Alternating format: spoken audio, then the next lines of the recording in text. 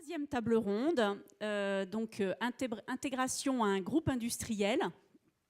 Donc à cette occasion, on va revenir sur une vente qui concerne le secteur laitier, donc avec l'acquisition de la fromagerie Guillotot par Eurial, branche lait du groupe coopératif Agrial. Alors, on l'a dit, j'invite Jean-Claude Guillotot, donc fondateur de la fromagerie Guillotot, Cyril Dassini, directeur de Emma Sodica Corporate Finance, et Olivier Attimon, directeur général d'Eurial.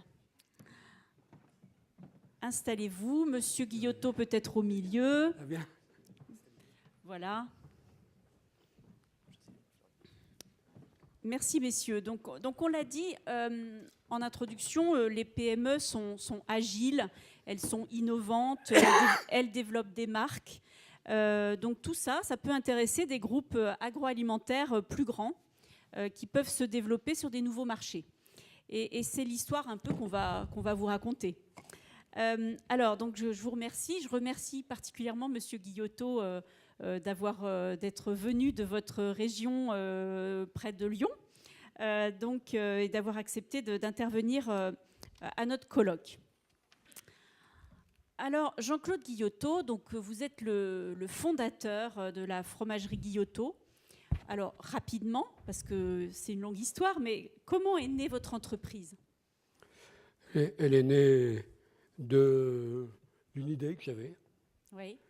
Et puis d'une volonté aussi que j'avais de créer. J'avais travaillé dans un gros groupe, Danone, pour ne pas le citer.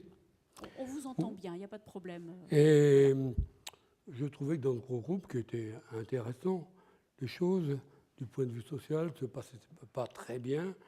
Oui. Et je rêvais d'une entreprise où les choses iraient mieux. Mais je sais que pour créer une entreprise dans l'agroalimentaire et sortir des bataille de prix au centime près, il faut presque une idée de génie. Alors, l'idée de génie, finalement, je l'ai eue. Oui. Je l'ai eue. Il y avait une technique qui existait depuis une dizaine d'années, dont l'intérêt était vanté par l'inventeur, un chercheur de l'INRA, sur lequel tous les gros de l'industrie laitière s'étaient mis. Ils s'étaient tous cassés les dents. Alors je me suis dit, si j'arrive à réussir là, j'aurai de l'avance. Parce que quand on fait une innovation qui n'est pas une innovation facile, j'ai un collègue qui était dans Saint-Marcelin, votre chef d'atelier se fâche avec vous, il va monter une autre entreprise pour faire du Saint-Marcelin en face, et vous avez les Saint-Marcelinois qui sont 10 ou 12 au même endroit, comme vous avez la Plastique Vallée, vous avez... Donc, si on veut être tranquille avec l'innovation, il faut une innovation costaud. Et donc, c'était quoi cette innovation ? Donc, moi, je suis dit, si je réussis, là où ils sont tous cassés les dents depuis 10 ans, j'aurai peut-être des chances d'avoir une bonne pérennité. Mm-hmm. Donc, j'ai travaillé sur l'ultrafiltration et j'ai mis au point ce qui m'a facilité la vie, un produit nouveau. Parce que si on essaye de faire un produit existant avec une nouvelle technologie, si vous essayez de faire un steak cuit sur la braise avec une cocotte minute, vous n'y arriverez pas. Oui. Alors moi, j'ai dit, c'est un procédé nouveau, il faut un produit nouveau, et il suffit qu'il soit bon. Et donc après, vous avez créé une marque qui va avec. Donc, j'ai créé le pavé dauphinois, parce que j'avais créé dans la région Rhône-Alpes, et j'avais interrogé les crémiers, ils m'ont dit, écoutez, monsieur, si vous faites un produit qu'il est bon et qu'il est fait dans la région, parce que les Lyonnais, ils n'imaginent pas qu'on puisse faire quelque chose de bon en dehors de Rhône-Alpes. Je crois que c'est une caractéristique de beaucoup de régions de France. Et qu'il est fait dans la région, il se vendra. Comme le premier atelier où j'ai fait mes premiers pavés dauphinois était à Crémieux, une petite cité de Rhône-Alpes. Moi, je l'ai appelé le pavé dauphinois. Dauphinois ou daphinois ? Dauphinois. Au départ, dauphinois. Dauphinois, ce qui a été pertinent. Quand je suis arrivé à Grenoble, ouh là là là là, le produit s'est vendu plus qu'à Lyon. Grenoble, c'était 2 fois Lyon. Ah ouais. Alors, vous vous êtes installé à Pélussin, dans la Loire. Alors, pourquoi Pélussin? Pourquoi Pélussin? Oh, c'est très simple, hein. Vous savez, quand on démarre, moi, j'avais 50 000 euros, hein, pour démarrer un projet, un nouveau produit, une nouvelle entreprise. C'est pas beaucoup. C'était dans les Non, années donc, 80. j'étais intéressé par les aides que l'on pouvait me donner. Et le département de la Loire est le département où j'avais et de loin le plus d'aides. Parce que dans le Rhône, il n'y avait rien, dans l'Isère, il n'y avait rien, et dans l'Ain, il n'y avait rien non plus. Donc, il n'y a que le département de la Loire qui était dans l'ADEGE qui encourageait la création d'entreprises. D'accord. Donc voilà, vous êtes installé et à là. Pélussin, parce que c'était au centre de la région Lyon, Grenoble, Saint-Étienne. Et j'imaginais que mon produit serait un produit régional. Il fallait que je sois au cœur de la région. D'accord. Et alors, quand vous avez créé votre entreprise, qui est entré au capital?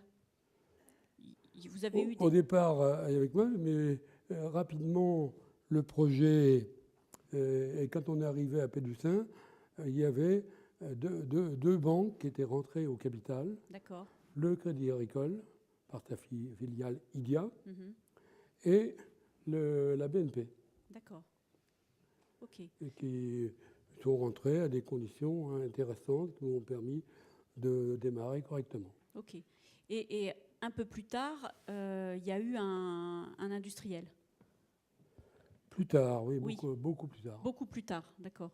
Donc dans les années 2000, hein, c'est ça? Dans les années 2000, oui, on a eu une période difficile parce qu'on avait fait un investissement mal contrôlé. Et puis le chiffre d'affaires, c'est pas parce que vous faites un gros investissement qu'automatiquement votre chiffre d'affaires il augmente tout de suite. Eh oui. N'a pas suivi comme on l'espérait. Donc nous avons été en difficulté et les banquiers acceptaient d'intervenir, mais à un prix de l'entreprise qui prenait une grosse part du capital, tandis que le plus gros du secteur, Lactalis, est rentré en m'offrant un prix très intéressant, donc en prenant une petite part, en prenant 12% de l'entreprise. D'accord, ok. Et donc, à quel moment vous vous êtes dit que vous alliez vendre votre entreprise? Dès 2007, quand j'ai redressé la situation, oui. je voulais vendre. Mais cet actionnaire était prioritaire à l'achat. Mm-hmm. Et donc, quand j'ai voulu vendre, s'il m'avait fait une très bonne offre quand j'étais en mauvaise posture, en bonne posture, il n'améliorait pas son offre. Ah oui, donc là, ça n'allait pas. Donc, on a discuté. Bien, il a bien argumenté.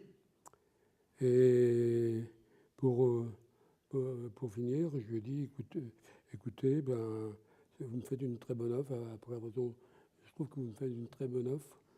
À ce prix-là, je vous reprends votre part. D'accord. Donc, au lieu, en fait, que ce soit Lactalis qui achète, c'est vous qui avez racheté ses parts. Voilà. D'accord. Donc, les rôles se sont... Alors, vous avez repris le contrôle total. Au début, il n'a pas voulu vendre. J'ai dit, vous savez, vous n'êtes que minoritaire. Moi, je peux contenter d'un minoritaire chez moi à 12%. Je vous enlève même votre poste au conseil d'administration. Ah oui, bon, d'accord.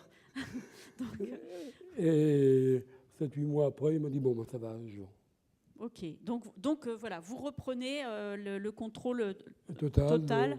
Total, non. J'avais toujours le banquier Crédit Agricole, oui. Qui était le banquier du départ, qui avait vendu partiellement pour que sa participation lui revienne à zéro, mais qui était toujours, qui a toujours été là dans l'entreprise jusqu'à la fin. D'accord, ok. C'était vraiment un partenaire financier de long terme. De long terme, oui.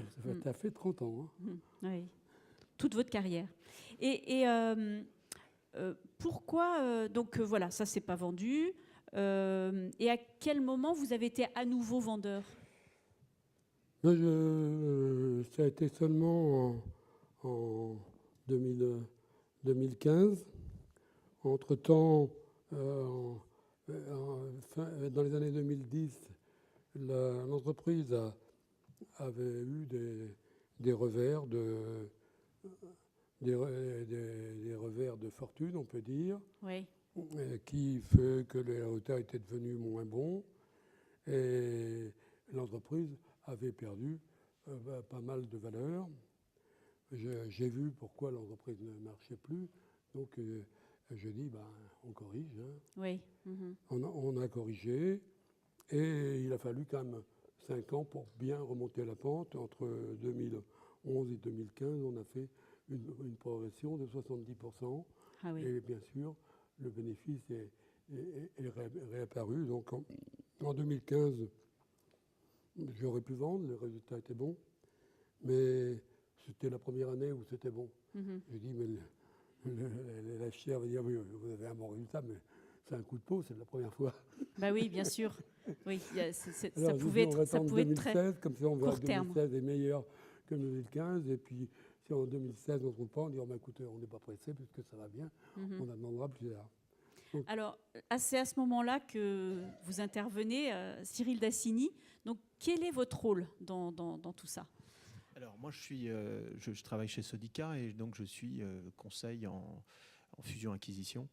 Bon, je ne vais pas apprendre au monde de la finance qui est largement représenté ce soir ce que l'on fait, mais on va surtout parler de Guillotot. Donc, j'ai eu la chance de rencontrer Jean-Claude Guillotot en mai 2016 à peu près. 2015. Oui, alors on s'est revus, vous avez attendu avant de lancer le processus justement pour avoir un exercice en plus encore plus favorable que celui de 2015. Voilà. Mettez bien votre micro là pour qu'on vous entende bien. Vous étiez choisi. Oui. Exactement. Bon. Donc notre rôle a été de conseiller Jean-Claude Guillotot et de faire ce qu'il voulait, c'est-à-dire de vendre son entreprise. Ce n'était pas forcément le cas avant, en fait. Hein. Vous avez eu quelques allers-retours. Donc je précise ça parce que ça change déjà tout. Quand le client sait exactement ce qu'il veut, c'est plus facile. Mm-hmm. Donc là, clairement, l'ordre, c'était de vendre dans un contexte qui était un peu particulier, puisque effectivement, il y avait deux derniers exercices qui étaient extrêmement profitables, avec une très belle croissance. Je pense qu'on expliquera un peu plus ça tout à l'heure. Et une amélioration de la performance économique qui était excellente. Hein. Bon. C'était un sujet qui avait fait un peu le tour de la place, hein, puisqu'il y a eu 2 processus avant qui ont été arrêtés. Et donc il a fallu d'abord identifier des acquéreurs. Nous avions décidé ensemble d'ouvrir largement à l'international cette liste d'acquéreurs. Et d'avoir donc notre rôle en tant que conseil est aussi et surtout de conseiller notre mandant sur le processus, sur la stratégie du processus d'acquisition.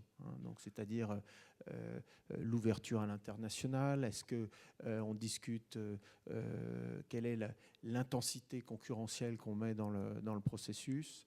Ça peut être assez variable. Hein, ça dépend de l'entreprise et de la configuration des acquéreurs. Et c'était aussi de l'ouvrir donc à des investisseurs financiers, ce que nous avons fait. Hein. D'accord. Il se trouvait qu'à l'époque, même si l'entreprise était très belle, les 3B étaient moyennement intéressés n'avaient pas suffisamment de rationnel stratégique. Alors, on donc rappelle les 3B, hein, c'est la famille Beignet, c'est la famille Bongrain et également Lactalis. Hein. Bon. Belle, pardon, merci. Belle. Bon. Oui. Excusez-moi. Ça répond tout de suite. Hein. Oui, il y a une bonne audience. Il y a une bonne audience. Je voulais voir s'il suivait. Attention. Je vois que c'est impeccable. D'accord. Bon, pour des raisons spécifiques. Donc, on a votre objectif était vraiment d'optimiser ce processus concurrentiel. Et voilà. On est attendu sur la mise en œuvre donc, de ce processus. Donc, donc de la rédaction du mémorandum. On a eu un peu de temps. Oui. Je crois que notre objectif en tant que conseil est vraiment de fluidifier la discussion entre l'acheteur et le vendeur. Et là, il y avait quand même des explications à fournir sur la croissance, sur la performance économique, sur la volatilité de la matière première. Donc, beaucoup de sujets de discussion. Et là, du coup, c'est vraiment votre travail d'aller au fond et de on va dire, de questionner et d'être capable de répondre à toutes les questions que peuvent se poser les financiers potentiels. Exactement. Donc, de pointer, d'avoir le moins d'imprévus possible, même s'il y en a toujours, hein, donc de préparer ce processus. Alors, c'était quoi justement les particularités de cette vente ? Déjà, c'était une entreprise familiale. Oui. Donc la question, c'était de savoir si une entreprise familiale pouvait rentrer, en l'occurrence, dans un environnement coopératif. Oui. Donc ce qu'on a fait, c'était très simple, c'était de mettre en avant le management, les équipes que Jean-Claude avait formées, et il y avait des équipes qui étaient très sérieuses, hein, sur le plan industriel notamment. Ce sont des équipes qui, à ma connaissance, suivent toujours le projet. Hein. Oui, d'accord. Et je confirme. Oui. Et autre point, c'était ce développement à l'international aussi. Alors effectivement, cette amélioration des résultats qui a été encore plus nette sur l'exercice de la vente. Hein. Oui. Et ces performances, elles étaient principalement liées au virage à l'international qui s'est vraiment accentué, hein, notamment sur les fromages crémeux où vous aviez beaucoup de succès. Hein. Alors, oui, vous me disiez, Monsieur Guillotot, que vous avez été, quand on a préparé cette conférence, que vous aviez été capable de fabriquer des fromages qui ne puent pas pour répondre à tous les marchés internationaux. Je suis un inventeur de fromage. Vous êtes un inventeur de fromage. Donc les besoins des États-Unis et de l'Australie ne sont pas les mêmes qu'en France. Ils veulent des fromages à pâte molle qui ne sentent pas. Oui. Vous savez, on est le pays du fromage qui pue. Ils veulent des fromages qui ne sentent pas mauvais et qui tiennent le coup au moins 100 jours. Et oui. on a été capable de les faire. Oui. Donc ça a été un atout considérable aux États-Unis et en Australie. Accessoirement, qu'ils soient bons aussi. Ils sont bons aussi. Bien sûr, oui. Alors là, c'est l'acquéreur qui parle. Oui. D'accord. Donc voilà, ça c'était une particularité, cette capacité à fournir des fromages à mettre qui des répondent. Fromages adaptés parce que quand j'allais aux États-Unis, notamment, je représentais ce que je vendais, bien sûr, et je leur demandais ce qu'ils voulaient, et j'essayais de faire ce qu'ils voulaient, ce qui m'a amené à faire des fromages comme le fromage dauphinois, comme le Saint-Angèle, beaucoup mieux adaptés à ces marchés-là. D'accord. Donc ça, effectivement, ça a été mis en avant. Alors, Olivier Attimon, donc, pourquoi Agrial s'est intéressé à la fromagerie Guillotot ? Là aussi, c'est toute une histoire. Oui, c'est toute une histoire et on va se remettre dans un contexte antérieur à 2015. On est en 2011. Et en 2011, Agrial est une coopérative qui rassemble donc des éleveurs qui sont adhérents de la coopérative. Et ces adhérents tapent à la porte du conseil d'administration d'Agrial en disant « Écoutez, pour l'instant, vous êtes une coopérative, mais vous n'êtes pas dans la transformation laitière. Pour l'instant, votre lait, nous, la coopérative Agrial, le collecte et le vend en l'état à un groupe agroalimentaire qui s'appelle Bongrain, maintenant Savencia, mais sans réelle valeur ajoutée. Oui. Savencia fait de plus état de velléité de développement plutôt à l'international et se concentre moins sur le marché français qui était plutôt flat. Et quelque part, les éleveurs disent à leur coopérative « Mais attendez, il y a les quotas laitiers qui sont levés en 2015. Nous sommes un certain nombre à vouloir nous développer. Vous, coopérative Agrial, vous ne faites pas votre travail de pérennité de nos exploitations. » Quel est notre avenir ? Quel est notre avenir ? Voilà, en quelques mots. Alors, ça a été, et c'est la question suivante que vous allez me poser, ça a été une succession d'acquisitions, de fusions, pour que Agrial devienne un acteur de la transformation laitière. Il fallait passer de collecteur D'un collecteur à un à transformateur. transformateur. À un D'accord. transformateur, en assumant quand même notre métier de vendeur de lait, mais aussi en étant capable de le transformer pour apporter une pérennité aux adhérents en étant maître de notre destin. Essayer de tamponner un peu plus la valeur, parce que quelque part, le lait, avec la sortie des quotas laitiers, allait amener beaucoup plus de volatilité. Et Oui. on en voit des tristes exemples. On l'a vu en 2015-2016. Et puis, sous cette notion aussi de création de valeur ajoutée, qui était plus importante que lorsque l'on vend juste son lait en l'état à quelqu'un qui va justement créer cette valeur. Alors, comment vous avez fait? Alors, ça a été une succession d'acquisitions ou des fusions. On a commencé en 2012 par Délice-Lait, spécialisé dans les ingrédients laitiers. Ça a été ensuite le rachat d'une entreprise du groupe Senoble, qui était le leader de l'ultra-frais. Ça a été ensuite la fusion en 2014 avec une autre coopérative. C'est un des avantages des COP de pouvoir fusionner entre elles. Et ça a été la fusion avec une coopérative qui s'appelait Coralis, qui était spécialisée donc déjà dans le lait, uniquement dans le lait et dans le lait UHT. Et puis en 2015, ça a été la fusion avec un groupe de transformation laitière coopératif aussi, mais exclusivement laitier, qui s'appelait Eurial. Et cette fusion, quelque part, a été une des réponses très fortes d'Agrial à la nécessité de se transformer sa production laitière. Et nous sommes là en 2015, et c'est aussi en 2015 que, quelque part, le processus de cession de Guillotot est enclenché. D'accord, donc Eurial vient... L'ancien groupe coopératif Eurial fusionne avec la branche lait d'Agrial, qui était en construction, constituée de toutes ces acquisitions. Voilà. Et il plutôt fallait plutôt géré d'ailleurs en silo à l'époque. D'accord. Ouais. Donc, je crois que c'était 1 million. Les deux groupes faisaient 1 milliard d'euros de chiffre d'affaires, pour faire simple. Oui, 2000 salariés chacun. Ouais. Et il y a eu effectivement un gros travail de fusion. C'était une fusion clairement à caractère offensif, pour essayer d'aller chercher plus de valeur. Donc, il fallait expliquer c'était un gros travail. Donc, il fallait expliquer un peu le sens de cette fusion aux équipes, réorganiser effectivement la branche, construire, même si on l'avait expliqué le projet stratégique, construit pour aller créer cette valeur.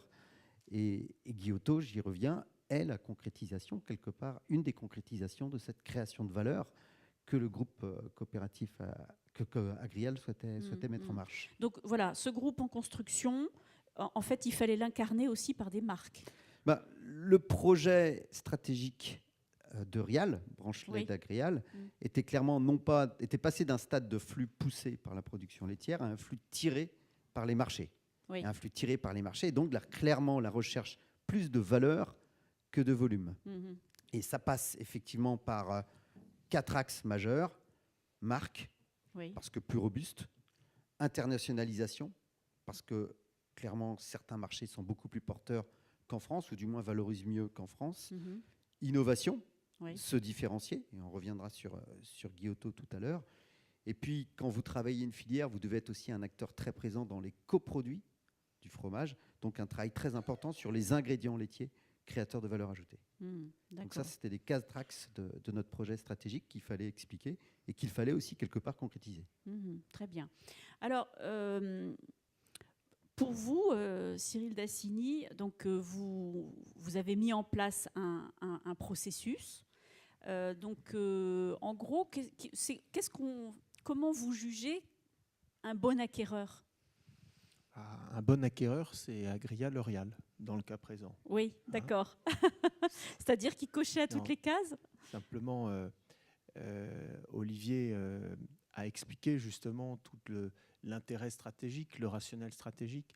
Là, clairement, vous aviez un intérêt pour la marque, vous aviez un intérêt pour votre ouverture à l'international. Les marchés internationaux sont... pour une entreprise de cette taille-là, c'était quand même très significatif en termes de volume d'activité. Il y avait aussi un intérêt pour le savoir-faire. L'ultrafiltration était également intéressante pour vous. Et un management qui était très sain. Et oui, c'est ça. Voilà. Oui, c'est ça. C'est-à-dire, il y a aussi, Monsieur Guillotot, vous aviez une vraie volonté de pérenniser votre entreprise et qu'elle continue et que les salariés de l'entreprise continuent. Voilà. C'est très important pour moi. Oui, Et c'est pour ça que j'ai préféré un groupe commercial qui a de l'avenir, qui achète quelque chose, pas pour le revendre 5 ans après, mais qui a envie de construire. oui. Et je sais que s'ils ont acheté Guillotot, c'est pas pour le revendre dans 5 ans. C'est pour le garder et pour le faire grandir. Et ça, c'était intéressant pour moi. Oui, d'accord. Et surtout que, en fait, vous êtes quand même resté habité dans la En ville. plus, oui, hein. bien sûr. Donc, si jamais ça s'était mal passé, on vous Bien aurait sûr, jeté des on cailloux aurait- quand vous partez en vélo. Oui, c'est vrai, effectivement. Hein, donc voilà, c'était très important pour vous d'être sûr que l'ensemble des salariés continuent à travailler dans cette entreprise. Madame Ouvrard dit que je serais parti en vélo parce que je fais beaucoup de vélo. Oui, c'est ça. Oui, j'aurais pu partir parce que j'habite en haut et puis après ça descend. Alors, j'aurais encore pu aller assez vite. Et alors, quand même, vous avez 2 filles. 3 filles. 3 filles, excusez-moi, 3 filles. Elles n'ont pas été intéressées par l'entreprise. Non, puis ma femme voulait surtout pas que. Ah, écoute, faut les laisser faire l'entreprise, c'est compliqué, laisse-les vivre. D'accord. Et ma femme était presque opposée à aller voir dans l'entreprise. D'ailleurs, elles n'y ont jamais mis les pieds. Ah oui, d'accord. Ah oui, donc effectivement, la question ne s'est pas posée en fait. Là, la question ne s'est pas posée. D'accord. Et moi, je pensais que, comme mon parcours, ça a été quand même un parcours difficile, où il a fallu que je fasse preuve de beaucoup de métiers Oui. pour réussir. Et je me disais qu'elles auraient du mal à avoir mon niveau, parce que mon niveau, c'est toute une vie. D'accord. Et j'étais encore l'animateur des équipes techniques et de la recherche-développement. Oui. D'accord. Oui, vous incarniez l'entreprise. J'incarnais l'entreprise. D'accord. Et puis là aussi, il n'y a pas eu d'occasion particulière pour qu'il y ait des cadres qui reprennent non plus. Une entreprise laitière, ça rapporte peu parce qu'on a des marges faibles. Oui. Et par la pérennité des produits, on a des produits qui sont très pérennes. Le produit d'affinois a maintenant une 40aine d'années. Rien ne dit qu'il n'existera pas dans 50 ans. Donc on voit le Caprice des Dieux, qui est le premier produit de Jean-Noël Bongrain. Et c'est encore un produit qui est très important pour Bongrain. Donc on a des produits qui vivent très très longtemps. Donc les parts de marché dans ce métier, ça paye très cher. Donc ça ne permet pas à LBO de revenir en 7 et même en 5, à la plus forte raison, en 5 ans. D'accord. Et alors donc, Monsieur Attimon, vous êtes dans votre organisation, dans votre stratégie, votre plan stratégique. Et là, Guillotot, comme vous disiez, donc vous avez connaissance de cette mise en vente. Pour vous, ça vous a semblé vraiment évident que ça correspondait à votre... ça venait compléter votre plan stratégique. C'était très cohérent avec effectivement la construction de notre plan stratégique. C'était, Oui. comme l'a dit Cyril et Monsieur Guillotot, c'était une marque. C'était Oui. un potentiel à l'international très fort. Oui. Nous avions... Et c'était aussi pour nous un dossier de synergie. Nous avions déjà une force de vente importante en France, avec une marque dans le Caprin, cette fois-ci Soignon, qui était portée par notre force de vente. Très clairement, cette force de vente avait possibilité de porter aussi la marque Pavé d'Affinois de M. Guillotot, avec cette force de vente bien plus importante que effectivement, Que les 5 vendeurs. que les 5 vendeurs que vous aviez. Donc c'était aussi un dossier de synergie intéressant. C'était un process technologique qui pouvait aussi transpirer sur nos autres sites de fromage. Et puis c'était aussi du fromage. Et c'est aussi quelque part, pour un groupe laitier tel que le nôtre, une activité plutôt rulutive et puis qui mange beaucoup de lait. Et ça correspondait aussi quelque part à notre intérêt. Donc aucune hésitation, ça cochait toutes les cases quasiment de notre projet et de notre projet de développement. Même la localisation, vous m'expliquiez. Hein, la localisation en plus, parce qu'on venait de fusionner avec une coopérative qui était la coopérative de Valcrest quelques mois auparavant. Et elle se trouvait sur notre territoire, quelque part coopératif du coup. Donc oui, beaucoup de sens. Beaucoup de cohérence. Oui. D'accord. Et alors, Jean-Claude Guillotot, il y avait des candidats financiers, il y avait des candidats industriels. Donc, vous nous avez expliqué pourquoi vous étiez plutôt favorable à un candidat industriel en termes de pérennité de l'entreprise. D'accord. Et alors, comment ça s'est passé, la négociation, Olivier Attimon ? Comment vous l'avez vécu, en tout cas ? Ça s'est très bien passé, puisque je suis au sourd de cette... Je l'ai très bien vécu, parce qu'on est rentré dans un processus de cession très structuré. Et là, tout le mérite est à remettre à Sodica. Nous avions mandaté Transcapital pour être l'interlocuteur et pour pouvoir discuter des sujets un petit peu compliqués. Mais ce que j'ai beaucoup apprécié dans la structuration de cession de Sodica, c'est que dans ces process de fusion, d'acquisition, il y a toujours des tentatives de passe-droit, de clauses d'exclusivité qu'on essaye d'avoir pendant un temps. Et Sodica est vraiment resté droit dans ses bottes dans le processus. Présentation du projet, rencontre avec M. Guillotot, au même titre que les autres concurrents, entre guillemets. Deuxième tour de table ensuite, en ne recueillant que les derniers présents et vraiment intéressés ou retenus par M. Guillotot. L'ouverture de la table ronde qui était aussi bien faite et bien travaillée. Ça a été un processus aussi, à mon avis, important parce qu'il a été assez rapide. Et j'entendais tout à l'heure le risque d'un processus de cession qui dure longtemps et de récupérer des équipes, entre guillemets, en vrac ou démobilisées. La rapidité de ce processus a fait qu'effectivement, les choses se sont plutôt bien passées.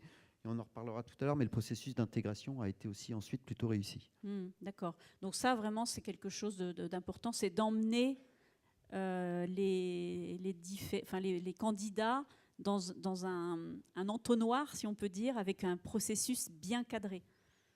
Oui, je crois que le temps, effectivement, est important pour préserver le management. C'est vrai qu'une opération, il faut aller vite. Oui. C'est beaucoup d'énergie, d'où l'intérêt de préparer en amont justement toutes les questions qui vont être posées, d'essayer de clarifier tous les points qui sont un peu délicats. Donc effectivement, on fait appel à des équipes qui réalisent des due diligence, oui.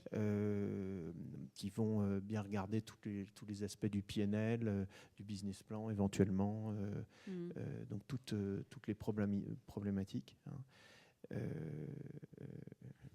Je crois que dans le choix après de l'acquéreur entre financiers et entre les gens qui étaient là, c'est vrai que vous avez vu chez Agrial vraiment la personne qui incarnait l'avenir de l'entreprise. J'offrais un avenir à mes collaborateurs. Oui. C'était très important pour moi. Parce que si l'entreprise s'est construite, j'ai beaucoup travaillé, mais mes collaborateurs aussi ont beaucoup travaillé. Il y avait un enthousiasme du management à vivre comme conseil, c'était ce qu'on ressentait. D'accord, oui, d'accord. Et vous me disiez, en fait, la vente votre entreprise, c'était votre vie, en fait. L'entreprise, c'était ma vie. Voilà, ouais. C'était ma vie. Donc la sortie était importante. Mon bébé, c'est pour ça que le rôle de Sodica était important. Souvent, dans des créations d'entreprises comme ça, on aime bien son bébé. Oui. On peut lui accorder une valeur qu'il n'a pas.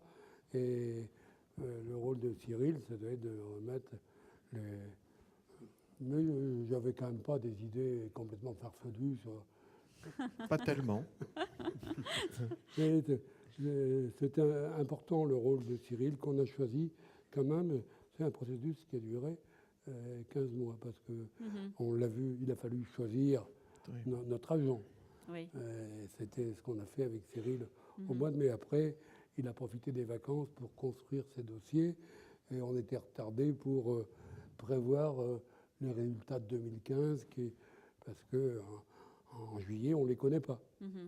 Donc, ce qui fait qu'on a mis en vente sur les résultats de 2015, fin 2015. Donc, l'acquisition s'est faite quand, précisément ? Est-ce que vous avez un... Vous l'avez déjà... Au mois de mars, non ? Mars 2016, non, de mémoire ? Oui, ça doit être ça. C'était mars. C'est fait en juin, mais On était Oui, c'est en mars, d'accord, voilà. d'accord. en avril. D'accord, ouais. Et alors aujourd'hui, comment l'entreprise a été intégrée dans Je pense que ça s'est dans le plutôt bien groupe? passé. Déjà, dans ce processus de construction et de fusion, nous sommes développés par Business Unit. Et Guillotto est devenu une des business units de notre branche, spécialisée donc dans le fromage de marque chez nous. Donc on a gardé cette entité, on a gardé cette âme d'entreprise. Oui. On a fait évidemment des synergies. On a fait bénéficier à Guillotto de la force de vente qui vend des soignants. Oui. On a fait des synergies dans les achats, dans la consolidation financière. Mais on a laissé chez Guillotto les comptes clés qui négocient avec la grande distribution. On a laissé des équipes des comptes clés aussi en relation avec des équipes commerciales que l'on a à l'export.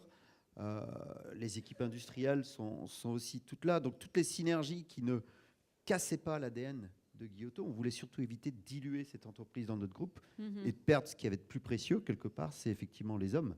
Oui. Hein, et la dynamique, quoi. Et la dynamique. Une autre chose sur laquelle je veux aussi insister, c'est que ça avait aussi beaucoup de sens pour nous, l'acquisition de Guillotto, parce qu'elle concrétisait quelque part la fusion et la réalisation de notre projet stratégique. Quand vous fusionnez deux groupes qui faisaient quand même 2000 personnes, il est important très vite de donner un sens à cette fusion et de donner des preuves concrètes quelque part du projet stratégique que vous expliquez. Et quelque part, Guillotto répondait à ce projet de marque d'internationalisation, de valeur ajoutée autour du fromage. Donc ça avait vraiment un sens pour les deux entités, donc il ne fallait surtout pas casser et diluer Guillotto dans notre organisation. D'accord. Donc ça, techniquement, en gros, d'ailleurs, oui. C'est la première chose qu'on regarde sur une lettre d'offre, c'est le projet stratégique et industriel. Et c'est ça qui vous a séduit, et c'est quelque chose que vous aviez particulièrement on avait bien musclé. Travaillé, oui, tout à fait. Oui. Non, mais ça avait beaucoup de sens pour nous. Et comment vous avez vécu toute cette période ? Bien, parce que je trouve que j'ai bien été aidé par Cyril. D'autre part, le projet Eurial me plaisait. Oui. Donc, je l'ai bien vécu. Et le passage de témoin, comment il s'est fait ? Bien. Oui. J'apprécie la sobriété de M. Guillotto. De la réponse. Non, j'insiste, quand on fait une acquisition, il y a la notion d'accueilli et la notion d'accueillant. Eh oui. Et ça joue vraiment dans les deux sens. Et vous êtes accueilli quand vous arrivez dans une entreprise que vous ne connaissez pas, mais vous accueillez aussi cette entreprise dans votre groupe. Et on a beaucoup travaillé effectivement cette notion d'accueilli, d'accueillant, pour que personne ne se sente effectivement soit absorbé, ou cette notion d'absorbeur, quelque part, ne transpire pas de manière malsaine. Et ça, donc, oui, donc ce processus d'intégration a été bon. D'accord. Bah, écoutez, je crois, sauf si vous avez quelques autres remarques, ou voilà, on a fait le tour. Est-ce qu'il y a des questions dans la salle ? Comment c'était le choix entre les 3B et Eurial ? La sélection, comment on a choisi le dernier acteur ? Ah ben Alors, les 3B, il y avait... Est-ce que vous pouvez vous lever, vous présenter, et puis... Ah, excusez-moi, je vous voyais. Parmi les 4 apparemment contactés, les 3B plus Eurial. C'était pas tout à fait ça. Hein. C'était pas tout à fait ce qu'on disait tout à l'heure. Hein. D'abord, j'ai entendu les 3B. C'est ça ce que vous avez dit ? Ils n'y étaient pas. Pourquoi ? Parce qu'il n'y avait pas suffisamment d'intérêt stratégique pour eux. Hein, pour des raisons variées. Pas suffisamment de synergie. Je ne voulais pas Savantia. Je l'ai refusé, Savantia. Donc il y a eu une liste au début assez significative, parce que beaucoup de groupes internationaux. Et le choix à la fin, c'est-à-dire en second tour, il s'est fait entre 3 personnes. Voilà. Et le choix, il s'est fait naturellement sur le prix, les garanties. Et ce qu'on a vu en premier, c'était le projet stratégique qui séduisait, qui a vraiment séduit Jean-Claude. Et ça m'amène à une question. Est-ce que vous avez eu l'impression d'acheter trop cher ? Non, très honnêtement et sincèrement, c'était un dossier de synergie pour moi. Je suis Oui. conscient de l'avoir acheté sur un multiple de BE qui plutôt était en haut de la fourchette de ce qui se fait dans l'agroalimentaire. Et j'en sais puisqu'on a fait d'autres acquisitions jusqu'ici, mais c'était une belle marque. Oui. C'était un process technologique intéressant. C'était un fromage mou, sans goût, mais néanmoins très bon, avec une croûte comestible, je complète, pour l'international. Donc c'était vraiment dans le haut de ce que l'on cherchait. On est clairement en avance sur notre business plan d'acquisition, puisqu'on s'est développé de manière plus importante que ce que vous l'on avait aviez prévu. imaginé dans notre BP. Donc non, j'ai l'impression de l'avoir acheté très honnêtement à son juste prix au regard du potentiel qu'elle avait grâce aux synergies qu'on pouvait apporter. D'accord. Très bien. Très clairement, aucun regret. Mais Aucun vraiment, regret. aucun regret. Eh ben, super. Une autre question? On a fait le tour. Ah, attendez, attendez le micro, comme ça, alors, si vous pouvez, là aussi, vous lever et vous présenter, s'il vous plaît. Bonjour, Pierre-Yves Conan, je suis responsable de la FUSAC dans le groupement des Mousquetaires. En termes d'intégration, parce qu'effectivement c'était vraiment un sujet après FUSAC peut-être, Oui. mais vous disiez que ça s'était très bien passé. Je voulais savoir, vous êtes fait accompagner dans ce process d'intégration? Non, on ne s'est pas fait accompagner. Autant on s'est fait accompagner sur le process d'acquisition. Non, on a créé un comité d'intégration rassemblant des cadres de chez nous et des cadres de chez Guillotot. On a d'abord, la première chose qu'on a faite, j'ai oublié de dire, il fallait présenter le successeur à l'entreprise Guillotot, le successeur de Monsieur Guillotot. Et on l'a même fait quelque part, on l'a présenté à Monsieur Guillotot pour s'assurer qu'il était quelque part et qu'il incarnait les valeurs de l'entreprise Guillotot.